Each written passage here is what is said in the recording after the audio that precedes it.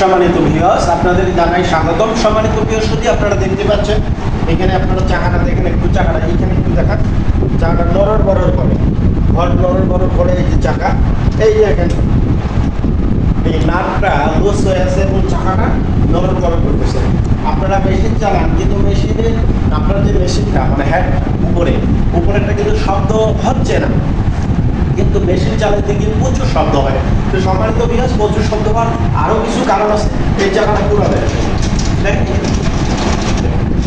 তো সম্মানিত ভিউয়ার্স, আপনারা চাইলে আমার ভিডিওটি যদি আপনাদের ভালো লেগে থাকে তাহলে লাইক কমেন্ট শেয়ার করবেন, ইউটিউব চ্যানেলটিকে সাবস্ক্রাইব করে বেল আইকনটি ক্লিক করে রাখবেন। তো সম্মানিত ভিউয়ার্স, এই যে দেখতে পাচ্ছেন আমি এটা ডগটাকে মেরে দেবো কীভাবে।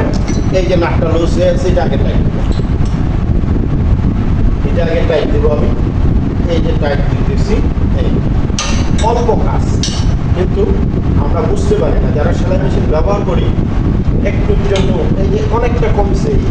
এখন এইটা এই নাটটা আমি লুজ করি, এই যে লুজ করে দিলাম।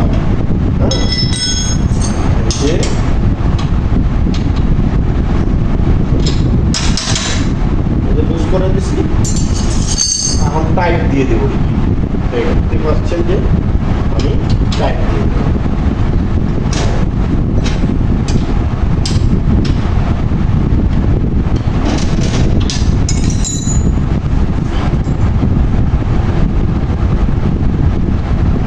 আরেকটু লুজ দিয়ে বল্টুটাকে আমি একটু আটকাই দিই।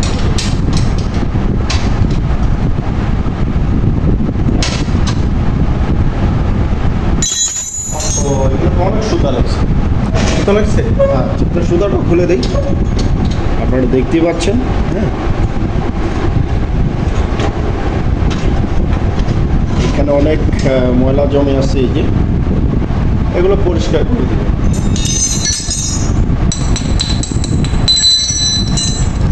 এটা জাম হয়ে আছে এখানে, এটা আমি আগে লুজ করে নেব। লুজ করে নেব, লুজ করে নিলাম, খুলে দিলাম। এই যে এখন স্থাপন করে দিব। তবে একটা জিনিস খেয়াল করবেন সম্মানিত ভিউয়ার্স, এটা খোলার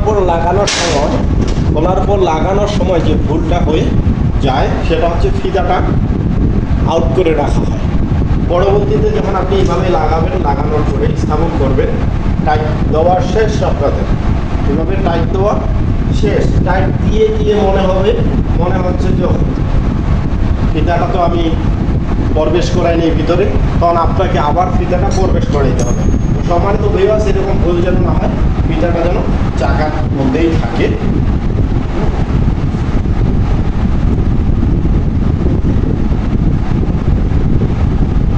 সম্মানিত ভিউয়ার্স, এইভাবে খুব নড়তেছিল, এখন কিন্তু ওই নরমটা আর নড়তেছে না। ঠিক আছে, দেখতে পাচ্ছেন আর নড়তেছে না। এইখান থেকেও কিন্তু প্রচুর শব্দ আসে।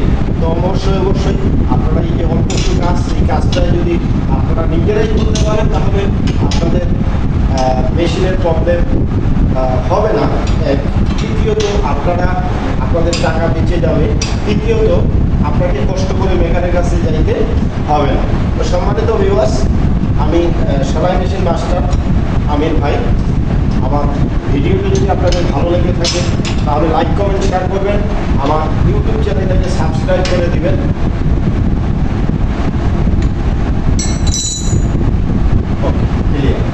আরও পিকচার দেবো একটা মেশিন এখানে উঠে চালিয়ে দেখবো। এভাবে প্রত্যেকটা মেশিনে এখানে আপনি আজকে আমার কাজ হলো স্টার্ট ছিলেন, প্রত্যেকটা মেশিন নিয়ে আসলে উঠে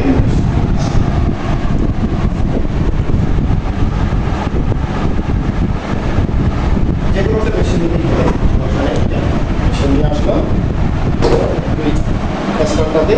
স্টার্টের যে গুরুত্বপূর্ণ জায়গাগুলো সেই জায়গাগুলোতে তেল দিতে, তেল না দিলে খটখট শব্দ।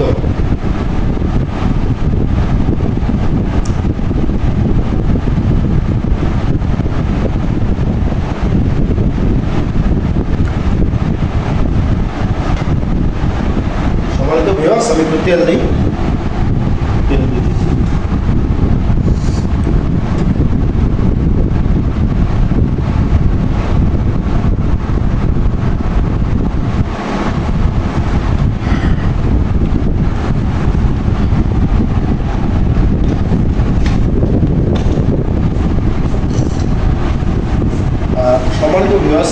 মেশিনটি কিন্তু এই স্ট্যান্ডার্ড নয়, যার জন্য উঁচু হয়ে আছে। আমি চাইলেই কেটে দিতে পারবো, কেটে দিয়ে মিল করে দিতে পারবো, কিন্তু না, আমি কাটবো না। স্ট্যান্ডার্ড আমার কাটার দরকার নেই। আমি দেখবো যে কোনটা মেশিন বসতেছে, এখানে অনেকগুলো মেশিন আছে, যেটা পড়বে সেটাই দিয়ে তবে কাটবো না। এই যে কত সুন্দর বসে গেছে, তাহলে আমার কাটার কোনো দরকার আছে? কেন কাটবো? যদি আমি দেখতাম যে আমার মেশিন চালাচ্ছে।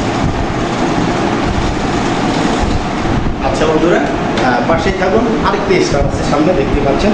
এই স্ট্যান্ডটাতে একটা মেশিন সেট দিব, আমি দেখবো লুজ আছে কি ভাই।